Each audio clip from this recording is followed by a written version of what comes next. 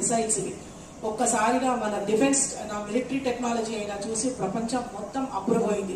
భారతదేశానికి శక్తి సామర్థ్యాలు లేవు, వీళ్ళ మిలిటరీ కానీ, ఆర్మీ కానీ, ఎయిర్ ఫోర్స్ కానీ, నేవీ, డిఫెన్స్ ఇవేవి కూడా బలంగా లేవనే ఆలోచనలో ఉన్న వాళ్ళందరికీ కూడా మనం ఒక బలమైన సందేశాన్ని పంపించిన ప్రపంచానికి మొత్తానికి.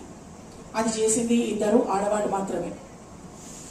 చరిత్రకు వచ్చినట్టయితే రాణి రుద్రమ్మ, ఝాన్సీ లక్ష్మీబాయి, అదంతా వాళ్ళ అన్ని మీలో ఉన్నాయి. ఎందుకంటే మనమందరం వాళ్ళ సంతానం. వాళ్ళ దేశంలో, వాళ్ళ నేల మీద, వాళ్లతో పాటే మనము ఈ నేల మీద ఉన్నాం. భారతావని అనే ఒక గొప్ప దేశంలో పుట్టిన వీళ్ళు. అహల్యాబాయి హోల్కర్, దేవి అహల్యాబాయి హోల్కర్ గారి గురించి ఎంతమందికి తెలుసు? మీలో ఎంతమందికి తెలుసు? విన్నారా పేరు? విన్నారా? లేదు, మీ పాఠ్య పుస్తకాల్లో లేదు, అవునా? స్కూల్లో కూడా లేదు, ఎప్పుడు వినలేదు. దేవి అహల్యాబాయి హోల్కర్ అనే ఆమె ఒక రాణి. ఆమెని మాల్వా రాజు 8వ సంవత్సరంలో ఆమెను వాళ్ళ ఊళ్ళో చూసి 725లో ఆమె జననం జరుగుతుంది. ఆమె పాట పాడుతుంటే గుళ్ళో ఎవరింత మధురంగా గానం చేస్తున్నారు అని చూసి ఆమెను ఇష్టపడి తీసుకుపోయి ఆయన కొడుకుకి ఖాండేరావు హోల్కర్ గారికి ఇచ్చి వివాహం చేస్తారు. ఆమె వయసు అప్పుడు 8 సంవత్సరాలు. 28వ సంవత్సరంలో ఆమె భర్త ఒక యుద్ధానికి వెళ్ళి చనిపోతాడు యుద్ధంలో. ఆ తర్వాత అప్పుడు ఆమెకి 28 సంవత్సరాలు.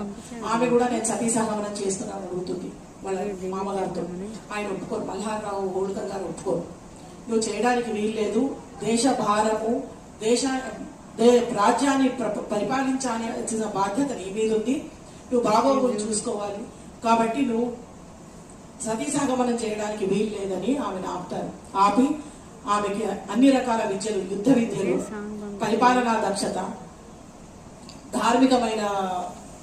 ధార్మికమైన శిక్షణ, అన్ని రంగాల్లో ఆమెకు శిక్షణ ఇచ్చి ఆమెను ఒక రాణిగా తీర్చిదిద్దుతారు. 500 మహిళలతో ఆమె సైన్యాన్ని సిద్ధం చేసుకుంటుంది. ఒకసారి ఒక రాజు దండెత్తి వస్తాడు ఆమె మీదికి. వచ్చినప్పుడు ఆమె ఆయన ఓ లేఖ రాస్తుంది. ఏమని? చాలా డిప్లొమాటిక్ గా ఒక లేఖ రాస్తుంది ఆమె. ఏమనంటే, మీరు మా మీదకి దండెత్తి వస్తున్నారు, బాగానే ఉంది, 2 విధాలు కూడా మీరే అపకీర్తి, అపహాస్యం అవుతారు ప్రపంచంలో. ఎందుకు, ఎట్లా అని మీకు సందేహం ఉందేమో. ఆడవాళ్ళ మీద మీరు దండెత్తి వచ్చినప్పుడు మేము ఎటు మిమ్మల్ని ఓడిస్తాము. ఆడవాళ్ళ చేతిలో ఓడిపోయాము అనే అపకీర్తి మీకు వస్తుంది. లేదు, మమ్మల్ని మీరు ఓడిస్తారు, ఆడవాళ్ళ మీద చెయ్యెత్తారు అనే అపకీర్తి మీకే వస్తుంది. 2 విధాలుగా మీరే నష్టపోతారని చెప్తుంది. అప్పుడు ఆ రాజు వెనక్కి తిరిగి వెళ్ళిపోతారు. అంత గొప్ప చరిత్ర ఆవిడ.